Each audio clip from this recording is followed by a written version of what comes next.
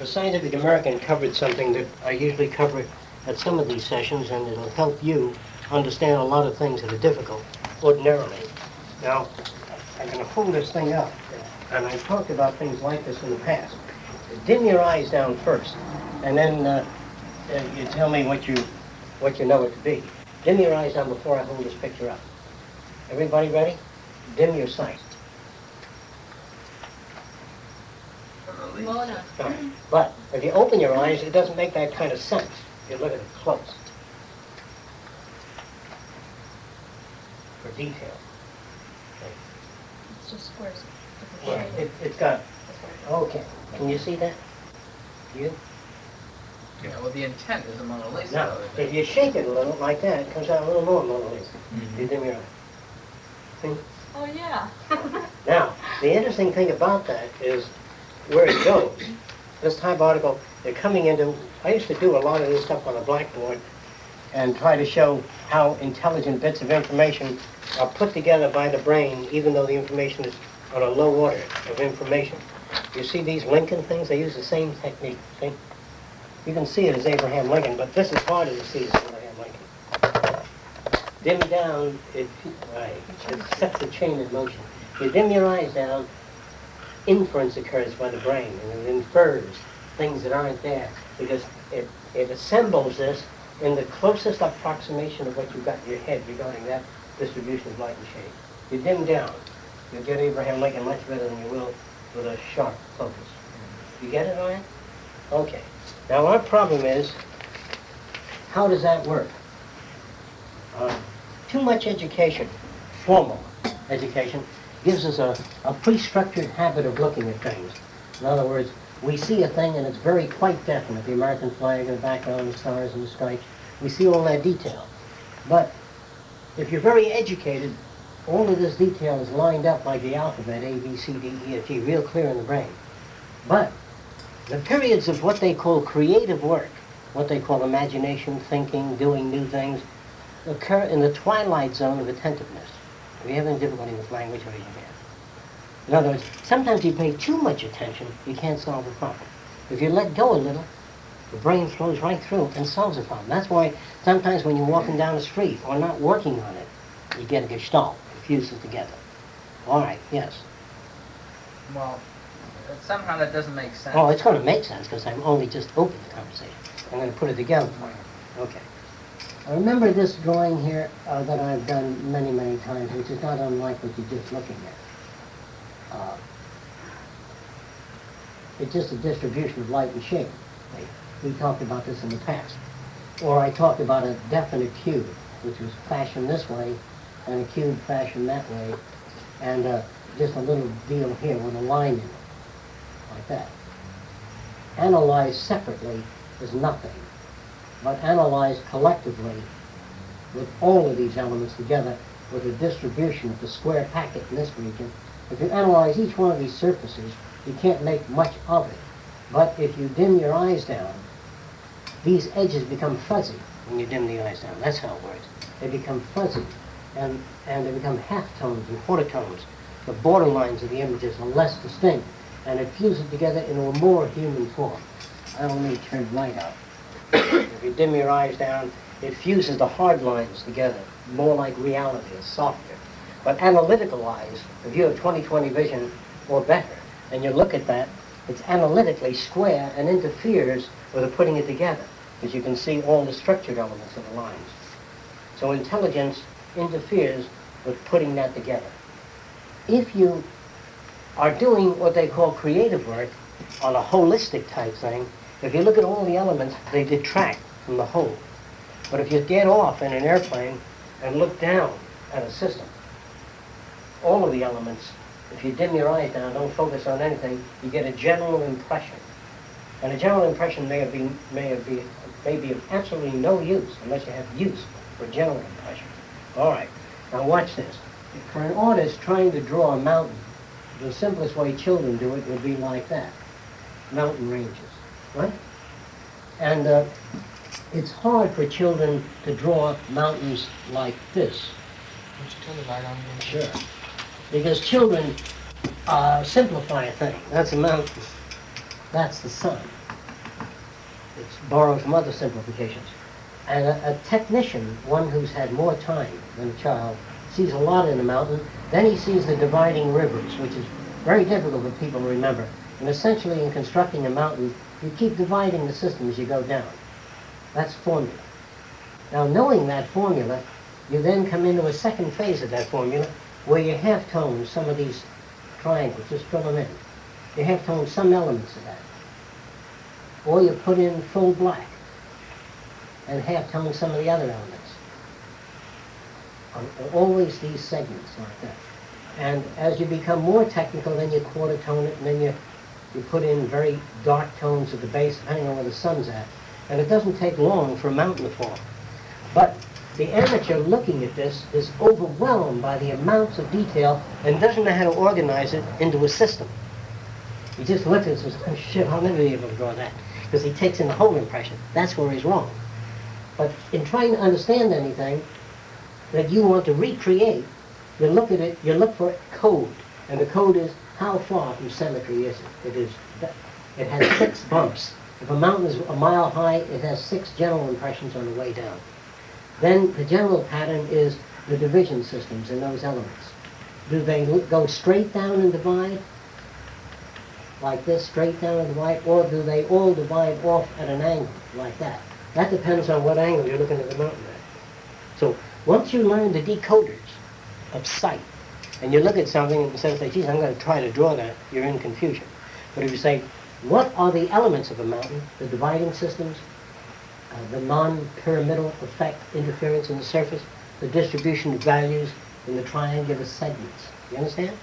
That's interpreting art and vision into numerical systems. So whenever you have a problem, the thing called confounded, I am confounded because I met somebody and I can't understand them. Here's why I can't understand them. Because I look at them in the way I feel about them. Overall feeling tone. I love you. And that's it. That's the overall thing. Because she takes me horseback riding, she cooks well, she makes bacon and eggs in the morning, and she always whispers sweet nothings into my ear, which I need. Now, why I need them, how I need them, I'm not going to discuss. But it's those holistic elements, and I have a general impression called love. The impression called love is not analytical. It doesn't say, what does Paulette do that Rosalie doesn't do? Well, I'm in love with Rosalie. Well, that doesn't rate. See, I have a general impression, and I ride the general impression. That makes us prejudiced. But if we sit down and ride the specific impression, Rosalie is a good cook, she's a stunt pilot, she knows all her aircraft structures, let's assume I need these things. She knows sailing, she knows all those things, but the girl of my dreams has long triangular eyebrows, which they shoved in my head a long time ago, before I met Rosalie or Paulette. Also has eyelashes that turn up heavy on this end, see? That's the pattern shoved in my head prior to somebody else, see? And the nose structure is a strong V at the base, you know what I mean? And the lips are high peaked in the center, okay? And Jennifer has those characteristics. And you have the characteristics which I should love, but that's what they gave me. You have the behavioral characteristics, you know what I mean? And this is called the driving force, really? Now, whatever the hair pattern has been, all of those things become the major driving force. So I look at you, Jennifer, but I love Pauline, and I'm troubled. Troubled very much, because I sit down and try to figure it out. But all I get is a feeling tone. Do you know what I mean by that? You look at a person, you like them, or you don't like them, whatever it is. No matter what they do, they backflip, read the science journal, you still don't like them. You should like them, because we rely on feeling tone.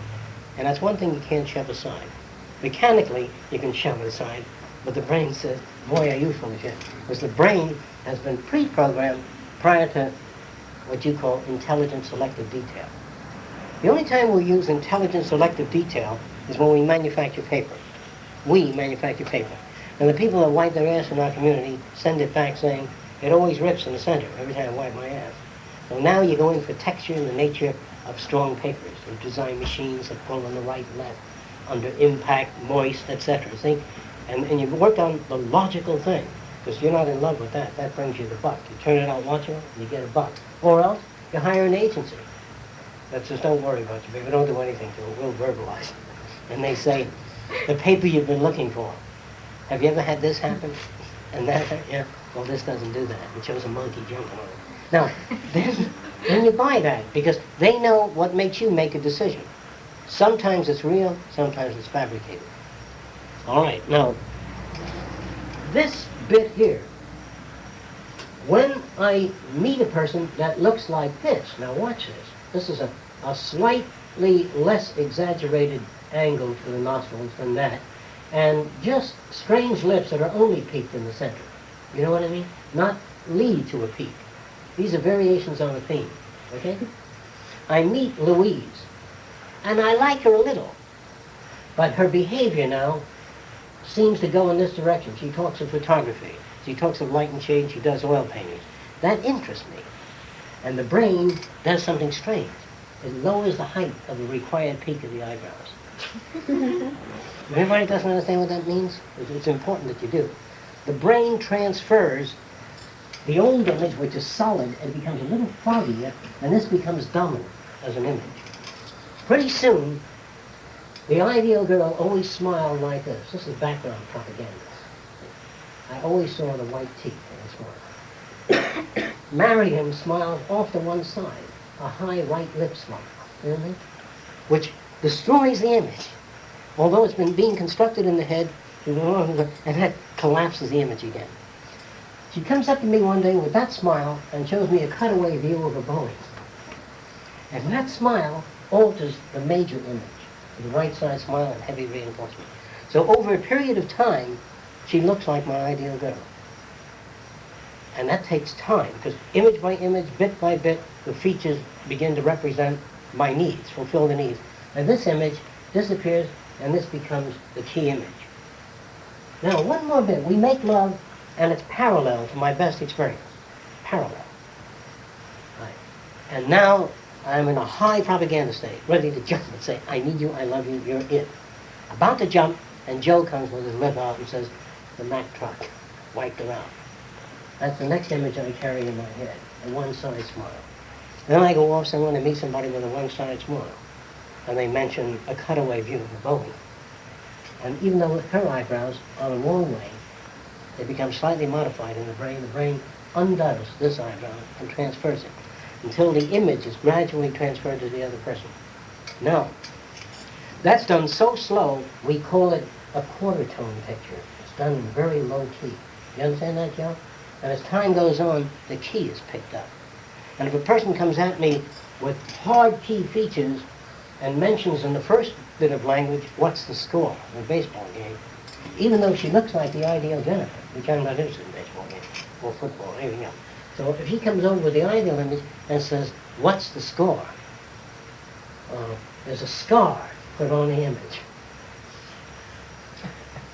Then she says, I'm late for church. Another scar occurs on the image. The peaked lips become scar because they're signals. You know what I mean? Then she says, I got to get rid of niggers, Chinese, Jews, and Swedes. And another scar occurs. And then she says, the trouble in the country is too many foreigners.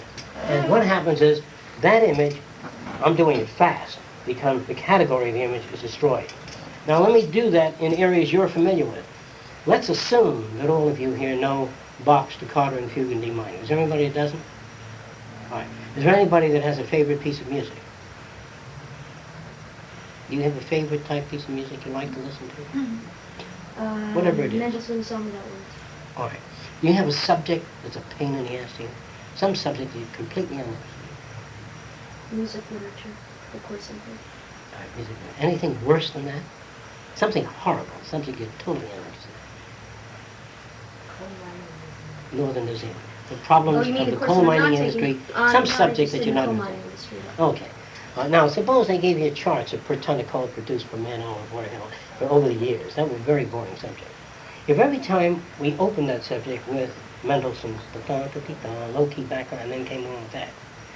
You understand what I mean? Mm-hmm. And then all the fiddles were going full blast with the baseball scores, and the worst subjects in your head, the sound of that music will then elicit the second order thing. Is that clear? Mm-hmm.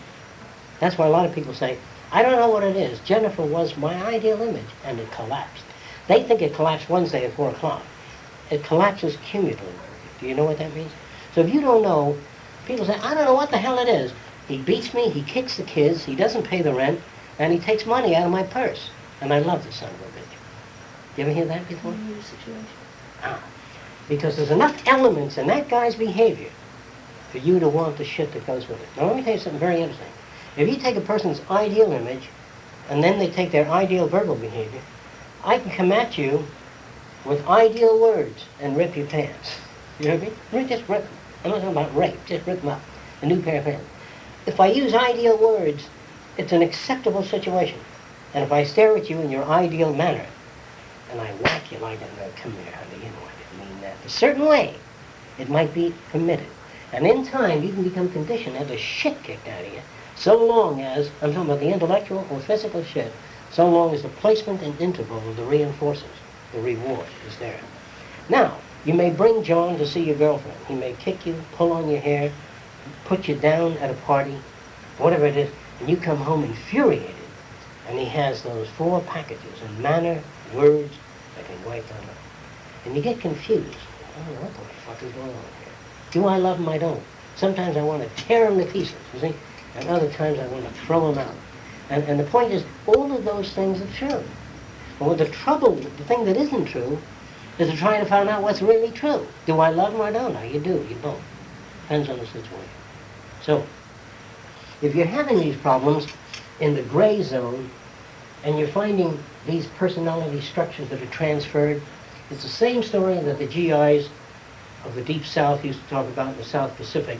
I'm talking about the Solomon Islands, where the women are coal black. And they used to say that every month they get a shade lighter. I'm talking about needs. They never go to bed with a black girl. And so every month they get a shade lighter. And if they weigh 400 pounds, they lose 50 pounds the first month and 100 pounds the next month. You understand the need? Okay. So a dish that you pushed away when you're starving, lost in the polar regions, is something you think about. How many tons of food you threw away and you just weren't hungry that day. And this is the mechanism.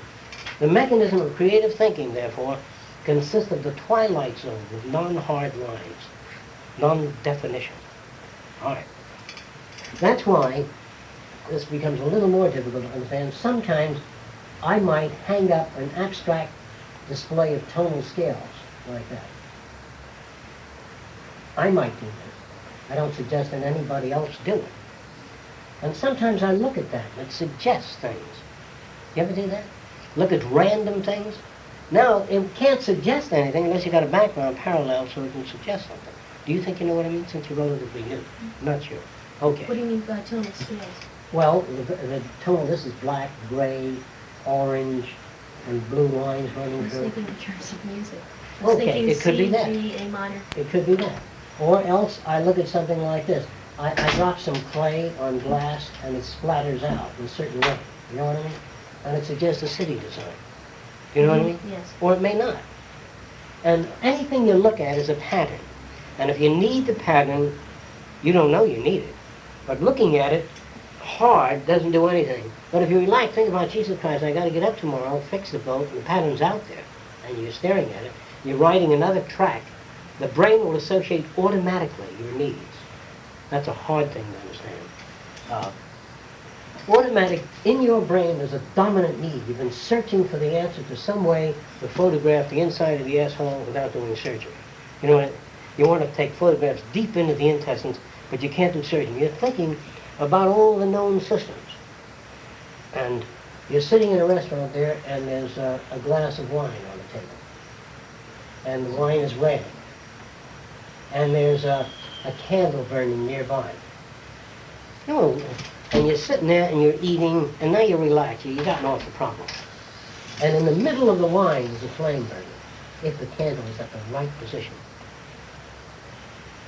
And what you find out here is you look at that low key, and there's an image seemingly burning in the middle of the candle. Now, the next thing that happens is your brain locks onto your problem because you want to get things in the middle of a system. But when you're hard on it, it's just a candle reflected in the glass. When you're soft, meaning think about something else, the brain's dominant problem is the middle problem, and the other subjects are of a low order. So when you're thinking about these, this whole thing begins to run in relation to the input from the eyes. It runs automatically and makes it Abraham Lincoln, even though it was too subtle to be analyzed. That's why at these sessions, I don't know if you were ever here when I draw a partial picture and say, what is it? Associated memory. Ah, it is your associative memory that will see a particular thing and somebody else's that will see something else. Sometimes when you're trying to figure out how you feel about somebody logically, you will leave them. And then when you get away, you relax. You say, oh my God, I'm lonely. I guess I really need him. I don't know what the hell it is. He beats me, says the wrong things, whatever it is, and you go back. Because it's the relaxation. The critical analytical is unreal. Because that doesn't get to you. The critical analytical. Do you think you understand unless you're fixing a jet engine? When it comes to people, it doesn't work that way. It has to do with the other thing. All right. Now, let's assume I meet Louise, and she says all the right things, but she's got this funny walk, like that. That also becomes straightened out. That makes her Louise. Uniquely different and desirable. Later on, I seek out people with a funny walk, because they have the characteristics. Sometimes you meet a guy, what was it, the guy that died and started a whole trend in blue denims and shit like that, Dean something? Jimmy Dean. Jimmy Dean, right. He was always sloppy, dirty clothing on, but he represented the neglected person. Nobody paid attention to him, couldn't deal with the adults. He went out on his own and did his own thing. He just behaved as he had to behave. Inside a lot of people, there was a tendency for that. So since they couldn't be Jimmy Dean, they can only get the blue denims. And by getting the blue denims and personifying some of the characteristics, wear their hair, wild, uncut, straggly. To some girls, it represented that degree of freedom and individuality. And that was enough. And the rest, some of the guys did a Jimmy Dean thing, linguistically, a little bit. Hey man, you know what you think. And that did it too. A few words like that, and then we fill in. And that's the danger. Whereas in this concept, just seeing this, real filling in is that. Artificial filling in is just making a mountain, just a repeat of the same fucking mountain over again. And that's when we get into trouble. Logic is okay in numerical systems. It's good in putting up a structure. But it's not good in trying to figure out where the hell you're at, the feeling tone level. Now, is there anything specific you want to discuss about this general subject? I'll take the images off the board while you're thinking about it. Anything you have difficulty with? Maybe this isn't a direct way of telling you why our behavior seems confusing regarding people. And this is some of the answers. I can't tell you specifically because I don't know what your side smiles are. I don't know what your requirements are, what your pitched eyebrows are, or your voice requirements. Okay, now what I said about music before, you can take, which I'm against this kind of thing, they've taken experimentally people that were child molesters, and they put them in a room, and they connect two electrodes to the testicles, tie them to the chair, and show a little girl lifting up her dress, and then the camera dollies in on the pussy, sharp right to the balls. I mean, like that. And they do that 11 times. And all the girl has to do is lift up, and the guy walks the other way. But that's no cure. That's a dirty thing to do. It's not a cure in the sense that the guy doesn't need that anymore. He can't function anymore. He's terrified of the situation. That isn't real conditioning. That's like showing you an American flag and burning your asshole with a torch. You know, showing the American flag, burning your asshole. And then later on turn you loose on Patriotic Day. You're going to suffer. And that isn't really conditioning. That's a signal reaction. Do you know the difference between a signal reaction and genuinely long-term structured conditioning? You may love music because you've learned to love it over a period of time. But I could do this. I can say it shows good taste and classical intelligence to select good music. See, and there are people who buy. What's good classical music to make me appear finer? What book should I read on etiquette? You know, and things like that. And they buy all these fucking books. You see, that's phony. That's synthetic. Like the Jimmy Dean people. The real thing is a slow thing that you earn over a period of time to pick up the bits. And most of us are not patient for that because our feeling tone requires fulfillment. So we go in the direction that's not too good for us. Because the other one, you can't feel. It's so slow. Knowledge is so slow, you can't feel the glory. When a guy grabs you, or some gal that you like, or that you're with, you feel good right away. And you don't have, it's not cumulative. To learn to draw, it's weeks of hard labor, shading and mistakes, and by the time you draw well, you hardly feel it, because it's come so slow. Whereas the baseball game, the guy hits it, and hey, terrific, and he runs around, he scores, right like that. And you go to an air show and the guy has a barrel roll and everybody's in high key right away. You want to learn to fly? Hell no. 6.5 weeks at the control? No, sir. Think, you want to be an airline pilot? Sure, terrific. 2 years. I thought, oh, fuck it. In other words, because by the time you get to be an airline pilot, you don't feel like an airline pilot anymore. A lot of people thought that the guy be walking through the station, the terminal, everybody be looking at, it's like kids want to be a doctor, carry a black bag, and everybody in town says, geez, there's Dr. Jones. See, by the time you go to medical school and squeeze bloody assholes and pus out of sores, years and year in, year out, and by the time they give you that black bag, you just walk out. You know what I mean? And so, the reason you don't feel good when you get it, the person says, geez, I always wanted it, and somehow now that I got it, it doesn't mean anything in particular. It means something. See, I don't know where you're at economically. I don't know whether you got $2 or $5 million. I don't know you that well. But if you suddenly came in with $50,000, then you go right up. You go out and get your Mercedes, pay your fucking rent, your debts, and whatever it is. You're on high. But if you have to work for it over the years, put it $20 a day in the bank or a week, you can see it going out and there's no glory. And so the great things in our lives, the things that force our decisions, are the peaks, the sudden peaks. That's why we get in trouble. We're peak behavior oriented. Whereas a scientist is also peak behavior oriented, but not in his field. Because they say, we want to build a colony on Mars or Saturn. Consists of 8,000 people. How long would it take? Maybe about 42 years. There'll be a lot of research and all. Then they got a 42-year research program that they work on. So nobody has to get to the moon Wednesday, or Mars or Jupiter or Saturn Wednesday. So the scientists to build a moon project, by the time launch comes, they're in high key. But after you've launched 4,000 rockets, the key isn't as high. Because you've got to give them something else. And so, the reason why we don't continuously enjoy things over and over again, some things, food, we eat a meal and then we say, I can't even look at another apple pie. You hit saturation. But then those cells exhaust, and they recover, and you're hungry all over again.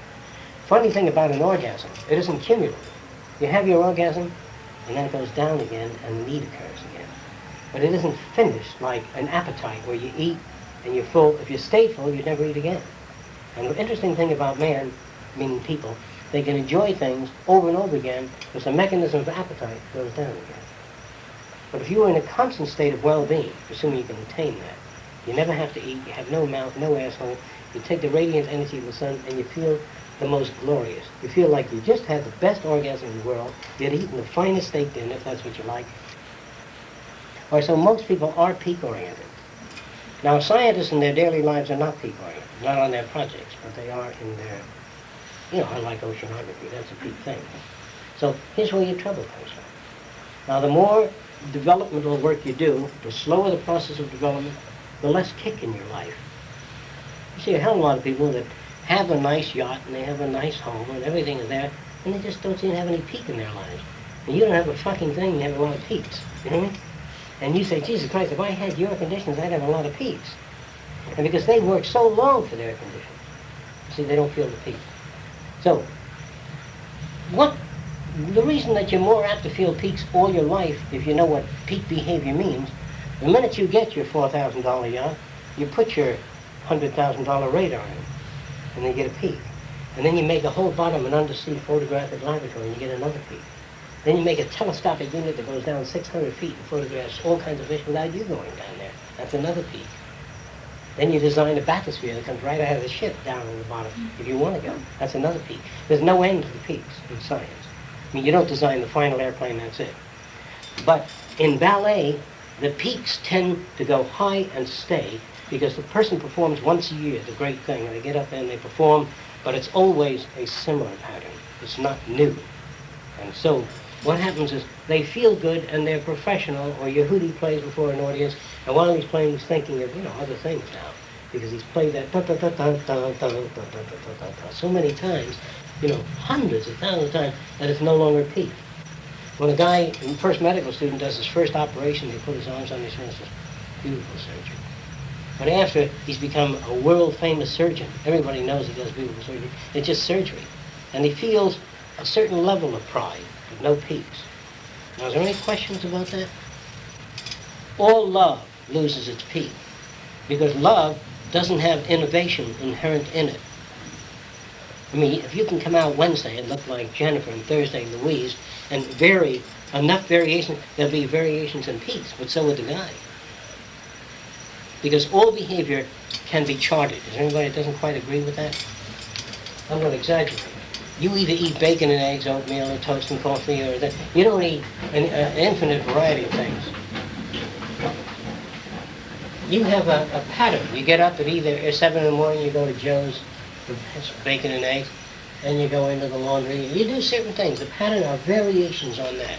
So is George, or Jennifer, or whatever the hell the situation is.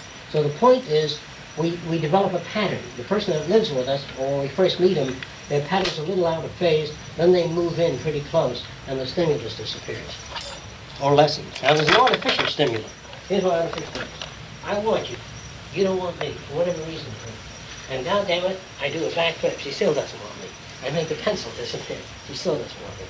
I have that need. I want her. And after 9 years, she says, John. And I said, Jennifer. But now I don't want her anymore. Because all I wanted was her to want me. Now I had nothing to work on. You understand? And a lot of us have that problem. Because we want a person so much sometimes that we don't even know the road to get to them. And if we knew the road to get to them, we say, why do I go through that shit to get to them? You think you know what I mean, or is that too fast? This is a pattern we all go through if you recognize it. Now, I always ask myself whether I'm going through a pattern or is it a real need that you're fulfilling? Because I get hung up on a pattern sometimes, and I have to rap at it. I say, you idiot, it's a pattern, and I get it sometimes, and I get off. Sometimes I can't, because you get so hung up on a need that you want met, that you take all kinds of abuse and shit.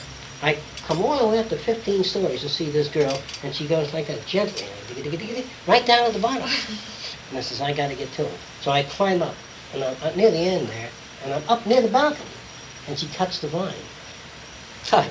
Assuming I'm in good health, I'm going to come up another way, because there it is. I got to climb Mount Everest. If I had to climb Mount Everest, what do you do? Is there any other mountains you've heard of that are very difficult? Well, there's one mountain that no one has climbed. 60 people lost their lives. It doesn't go up like this. It goes up like that. Well, now there's a little fat guy sitting on a chair here. This is the fat guy always holds a big belt like that. This is his legs. And he says, I don't want to bother climbing a mountain for. From that point of view, that makes sense. I can get in a helicopter and be right up there and land. Oh, you killjoy. The whole thing is to get up that mountain. So we have mountains we want to climb. They're psychological mountains. Just to get a job done. Have you ever heard of a father or mother that pushed their kid go to school, become a lawyer, and the kid never wanted to? And they get out of school, and their parents don't bother them. Then when they get out of school, they take the diploma and hold it up before the old man. I don't know if you've ever seen that before. But there are people that just don't want to do certain things. And the people don't bother them while they imitate a person doing those things. And that is a love situation. I have seen guys and I've seen girls work on a person for 10 years and receive them, and ultimately make contact, and then sit back and try to figure out what the hell it was all about. Because what they were doing is in their own head, if only I conquered that, if only that then I would be at peace. But there's a person with a lot of effort, a lot of creative ability, and they work their ass off trying to do the right thing. I'll grow a mustache, I'll wax it. You know, I'll turn the wax mustache up, I'll turn it down, I'll turn it out. I'll do many things, but finally when I get it, I have had to go undergo so many things, I lost what I was. Now that I've got the person, I have no identity anymore. So we get confused and sick because we play a lot of roles to try to generate behavior rather than ask whether or not we really need it. Now that's a hard question to ask. What do you really need? Sometimes you don't know. Maybe you need approval from somebody you consider an authority. In other words, if you're doing very good work at the plant, and your jet engine, describing a lot of things to a lot of executives, and they're all listening, and a bum came out of it, and they're listening while torn clothing. Terrific! Smartest girl I ever heard. You don't need it from him, see? And so a lot of us get approval from targets that we don't consider desirable targets. And so that damages. Approval coming from that makes us look bad in the eyes of the others. So if you understand what I'm talking about, this is the mechanism that gets us into trouble And the way you get out of that is by trying, which is very difficult to do, to identify the areas of genuine need in another person. Try it sometimes. Sit back and say, well, this is what I believe it is. And then do this. Write out the pain in the ass aspects of that person's behavior. Practice. You know what they call psychodrama? Like they take a guy that's been arrested 25 times and he plays a role in the police prison. What are you doing in this alley? I had to take a leak. No, I don't want to do it in the street. And the cops idea, oh yeah? You know, a side alley, a lot of doors around, warehouses and things in the warehouse. And that's the way the cop thinks. And the cop says, come on back there. He checks the doors for us a little bit. And one of them's open. So you just wait right there and lean against the wall. And the guy playing the cop's role, he asks those same questions because his main needs are the fulfillment of those goals. And the other guy says, oh, you get all my night, leave me alone, I just had to take a leak. And the cop then plays that guy's role. They don't do this too much with the police. It'd be a great idea if police were carrying, as I saw, this is true, about 2 years ago, 3 hippies came in from out of town, and they were 2 girls and a guy, and they were carrying lots of packages, you know. And they came in downtown Manhattan, and they dropped them, and they were waiting a while. And a young police woman came over and says, all right, move on. And they were tired, dead tired. They haven't done anything. They just put these weights down. And see, they couldn't get legal representation. People have the right to do those things. But they want to discourage people that are undesirable, whatever that means, and make them move on, get on, to make things so rough that they leave town or they're not a plague in the town. They move them out. Psychodramas should be played by all kinds of policemen, but they're also dangerous. Now let's take the police officer's point of view. It's dangerous to be logical, reasonable, and a student of semantics. Because there you see a car pull over with suspicious characters that race over, pull over side, whisper to each other before the policeman comes over. And the guy says, well, they may be talking about something private. You know, a very logical guy. And he walks over and says, good evening. I've heard a report on a gray car. I'd like to check it out. And pow, pow, pow, pow. And he's dead. Well, the police officer says, all right, exit the car, gets behind another police officer in another position, hold both arms up, you know what I mean? Hey, we didn't do nothing. What the hell is this goddamn thing? Because they get shot for nothing. You say, may I see your license? I said, sure. Fine. So they are not logical. And they can't afford Korzybski's attitude. What have we here? You know, perhaps the man is innocent. Maybe he's a priest. Maybe he's a kind man. See, with those attitudes, you die as a police officer. Drop your guns, you know, come on out, all of you, line up, you know, you get behind a fucking wall with a microphone. Drop your guns, etc. So, the whole idea of logic, when a person has an emotional investment, or a personality to be shot or destroyed, people are not that inclined to be sensible. You got to understand why we are less sensible. Because when I fall in love with Jennifer, and Roy comes into the room, she says, boy, that's the guy for me. And I'm wiped out. So she says, was Roy here? I said, who's Roy? Well, somebody was out there. See? No, what happens is we edit our behavior. We become deceptive because the system is always threat to us one way or another. You build a condominium across the way, you spend all your life savings, your father's savings on it, and the rent's going to be $400 a month, and they're putting up a new co-op building here for $200 a month with additional swimming pools and clubhouses. And so you go down to the zoning board and say, well, that's unfair competition. But your building is this size and theirs is this. And the government is interested in that. So you're out. And so this system makes us corrupt. It makes us less able to be sensible. And we can't sit down and be scientifically operational. So we just remember that everybody you meet carries horseshit and some twisted values. It's hard to live in this system and come out as a non-victim. Do you know what I'm talking about? Anything you want to say about that? All right. Now suppose I were able to talk about those problems in another way. What do I have to do to get Louise to like me? I have to do so many things that I don't like, that by the time I get her to like me, I don't like her, because she made me do all those things. Understand that?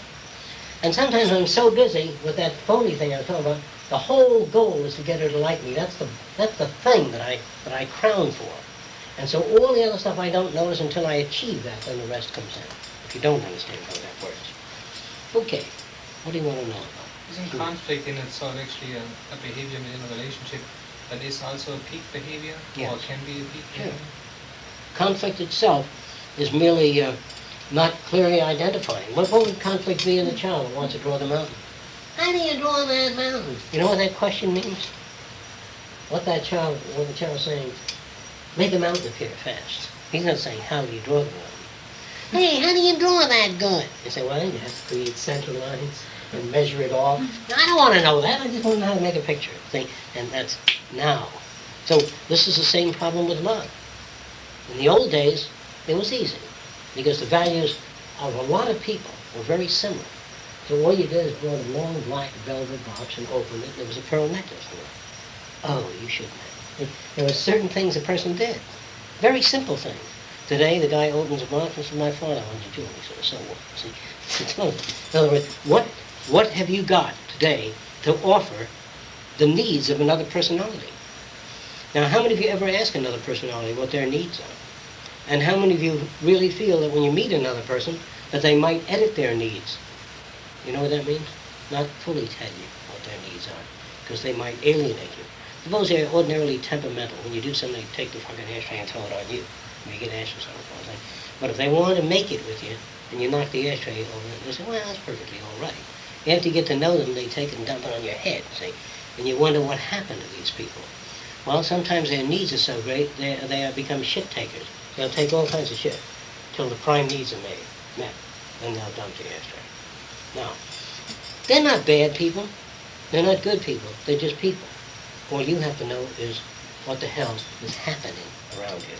I can only help you now if you have any questions regarding that subject. Projection.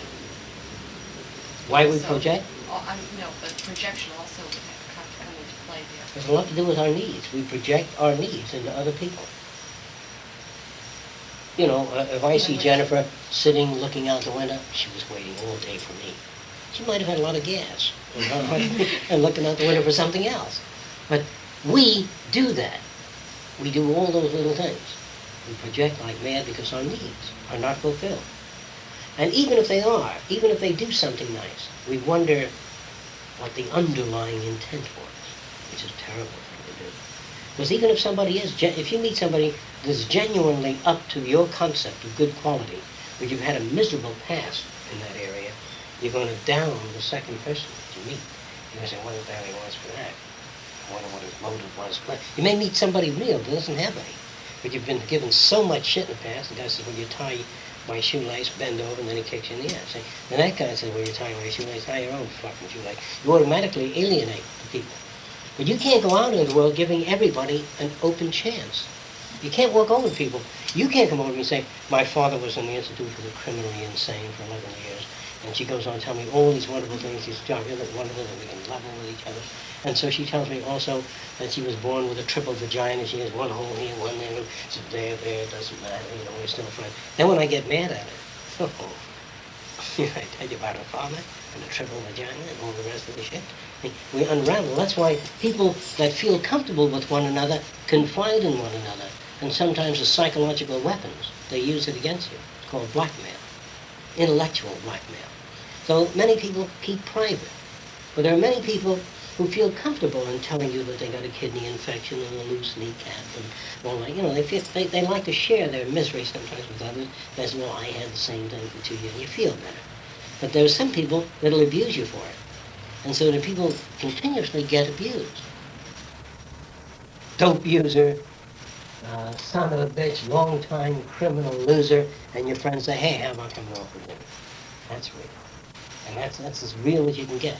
That's why the relationship that you have with other people should never be superficial. Not because you're a movie star. Not because you're famous. Yes. Let's say someone has remained consistent in time they spent with you, their attitude towards you, certain conversations for 3 years. And suddenly, Seemingly. well, all right. And suddenly, in one day, the person is gone for a month. What is the No question? letters left, nothing. They just go. Yeah. I would say either a big part of the behavior is artificial, or somebody, in some cases, somebody whispers some lies about you to them. A delusion. You know what that is? call comes along and says, did you hear that bigot ran the chain of whorehouse for 30 years and she had... If Rosie builds a lot of stories that affect my value system, I say, so what? Doesn't make any difference. I like her now. I don't care what she did. But if I had such a value system, the image collapses. And Bigot says, Jesus Christ, just like that? You're walking up. Says, yeah. Right? Now, that's something else. Is it based on false propaganda? Did you know what the reasons are for something like that? You don't have any idea? No. I'm looking at you. I don't. No idea. No I mean, idea. I really have no vested interest in this person. A friend of mine does. Oh, okay. Sometimes it's, I can't say exactly what it is, but sometimes it's based upon a person being nice to somebody else only because of, I'll use very old language. You know that, you ever hear the term emotional coward? You ever hear it used? There are some people that can't walk over and say, look, we don't need you anymore. The company has got a full staff and your performance has dropped. And hey, Bob, I can't do that. I know the family and all. So they get somebody else to do it. And then you come and say, they're letting me go. John. What? How hard? If there's anything I can do for you, give me a ring. They can't do anything like that. And there's some people that live with somebody or they know somebody and they just can't stand conflict. And they just don't bring it about.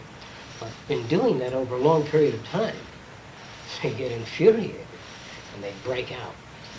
And they send a note, you goddamn narrow-minded son of a bitch, every day I live with you was a pain in the ass. And you wonder what the hell, this guy must have lost his head, because everything seems so nice. So what you got a person that's, simplifying it, an emotional coward. There are some people that can't stand conflict, and they mask it, and then they break out suddenly. Maybe you're an emotional coward in certain areas that you know. Well, accommodation, if you like somebody, you almost fall into it, and you don't feel you're accommodating. You know what I mean? If you really like somebody, and if you rub their shoulders or something like that, it really makes them feel happy, it makes you feel happy. But if they abuse you, if you feel you're being used or abused in any way, then it builds scar tissue. I knew in particular, a particularly attractive girl some years ago, and in every way, emotionally and physically, in terms of the culture. And she said, at least she said to me, that everybody she knew was always reaching for her continuously, without her ever having to get to know anybody. And she never got a chance to really get to know anyone. The guy was always reaching for her, ready to take his cock out and ram it in. No conversation, nothing, you know what I mean? And she said that people would come from any direction and behave very well because she had those characteristics. And all she remembered is going to bed with guys because they needed it, and the guy was touching her every way because he needed it, and she liked the guy, but never got a chance to be in love with the guy because the guy never got to know her, never got to spend time with her. Now, what happened to this girl is she went over and she talked to another girl about that. Another girl happened to be attractive. And the girl said, you know, I feel the same way. And they both shared their feelings with each other and understood each other so well. And later on, they realized they were in love with each other because they really shared the same attitudes, and they didn't like men because men in the early days and today use women. And some women use men, both ways. And some women have been so abused and so used by men that they can't stand the sight of a male sexually because of the intent. See, a lot of people think that people are abnormal in certain areas. In other words, if I were a kid, when I was, say, 11 or 9 years old, if all the girls kept coming over reaching for my fly, I said, geez, you know, I didn't even know them, see? And I always wanted to bite my ass and things like that. So what the hell do you want to do that for? Before I got to know anything. And every time when I was a girl, she always got me in a phone booth and was playing with the hairs on my head. And before it had any meaning to me. Next time I see a girl coming, I walk off, and the guy says, geez, they're all like that, some guy. Then I get to like the guy because we identify. And I've always believed that men have more in common with men, whether you like it or not, and women have more in common with women. It's just society that says that it's got to be the other way. You understand? Society is structured that way. Because you can tell that it's true, which I indicated before, that if you took 20 married couples, say married for 15 years, and put them in a big room, the guys go off with the guys as a rule, and the women go off with the women. You see? Now, the image on the movie screen, though, the family, the couple together, you know, you travel together, you're seen with a couple, otherwise you can't get a guy, you know, all that shit, the package, you know what I mean? 3 kids and a Cadillac. So people strive for the package because they've been propagandized with that fucking machine for so long that if they go outside the package range, they may feel comfortable but unfulfilled, some element in their personality bugging him continuously. Am I doing the wrong thing? In other words, if I ran off with Joe Fasuno, see, and left a letter for Birgit, I've been conditioned for women strongly. Men turn me off by the nature of my condition. But if I do that, run off with somebody, people, it isn't that they don't understand, they don't want to understand. I don't want to understand that my daughter goes for elephants. Go for women, go for Chinese, go for Negro, but elephants, how am I going to explain to the community? The whole idea of prejudice, which we all are.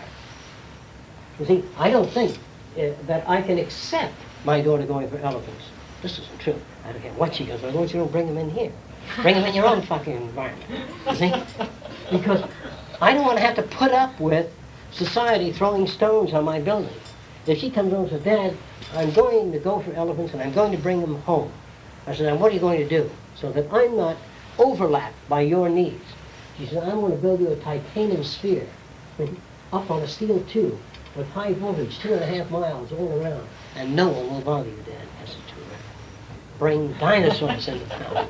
But the patterns of you bringing all your snake collection to my house, and the Spanish people protesting outside, going down to the courthouse, your hobby is all right. I've got nothing against it, but I can't afford your hobby. Is that clear? So society discriminates against people that deviate from the norm in any way because people say, do you know that person? Do you know that person goes for elephants? Or blacks? Or some goddamn thing? And they bother you. At least when I was a kid, it was untenable to be different in any way. Even interested in science, they used to bother me. Continuously. What are you doing that for? What do you give a shit about the stars? Your roof leaks, you know, things like that. Let's be practical, get down to earth. Today, I would say this is an open and liberated society compared to the society I knew. If you didn't marry the girl on the block you were going with, all the fucking neighbors would look at your neck. In other words, you know, it was almost understood things in the community. If you had a son and he was a bum, you dressed him up even though he was in prison and made him look like he was working. You had to do that. Everybody wore images. And if there was a disease in the family, if your father got the clot, they swept it under the rug. He went in for dental treatment. And if anybody had syphilis in the family, syphilis, I've heard of it. Nobody ever had a venereal disease, but 1 in 10 have had a venereal disease in our country. So everything was swept under the rug. Tuberculosis was an unmentionable word. Did you know that? People walk around here with a terrible cold, everything. And so you never knew. And the people that had all these attitudes, a lot of people that were sick too with those disorders. So the whole thing of sweeping things under the rug, especially about if you went to a psychiatrist because you were having emotional problems in your home, you weren't sure whether it was you or the other guy, and you wanted a viewpoint, people know whether she's going to a psychiatrist, you're a fucking lunatic. You know, they picture you coming in rage one day, suddenly, while you're eating a salami sandwich. You take Rosalie's tape recorder and smash it, and both your eyes cross, and you go, ooh, and run out of the building. So, the normal people are insane. Whenever a person gives me their normal views, I'm terrified that they hold normal views. And so, I am glad that I meet people that are interested in studying a weasel's asshole or unusual formations of the retina. You see, anything offbeat, because these people have been persecuted and they have shades of gray regarding behavior that deviates from the norm. And I would be frightened myself if I was terribly in love with anybody. I mean, overwhelming in love. I'd say, Jesus Christ, Fresco, what the fuck are you so insecure about? That you have to call this girl every 20 minutes. You think she's going to step out on you? That's what it is. You're not sure that she's really there. Hello, I'm thinking about you. Oh, I was just cleaning the toilet bowl. I'd rather that she said, and I was thinking about you. That's what I want. I want that constant reassurance.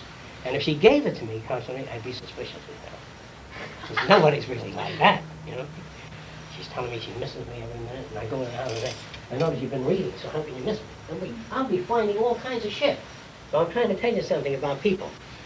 Stop hoping for their fucking desires and love. And just go about living your own fucking life. Grab an interesting button when they put you on it, kiss them, go to bed with them, screw them, have a nice time. Enjoy the relationship. Share ideas. And stop waiting for a fucking performance chart. Honey, I screwed 8,000 girls. Look at that list. You're above the top person. And he said, not really. He said, really? and he touches your fingers and says, man, beautiful, the shape, magnificent. Yeah, now that's shit. If you need, what is that? What does that need? That means that you're lonely. That means that you're very insecure emotionally. And here's where all that needs to go. You have to find elements in your performance.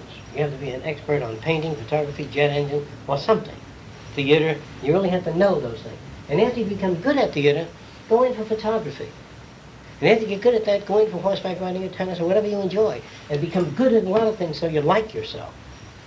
Don't worry about whether other people like you. If you like yourself, I'm not walking around saying, going around saying, I like myself. I don't mean that.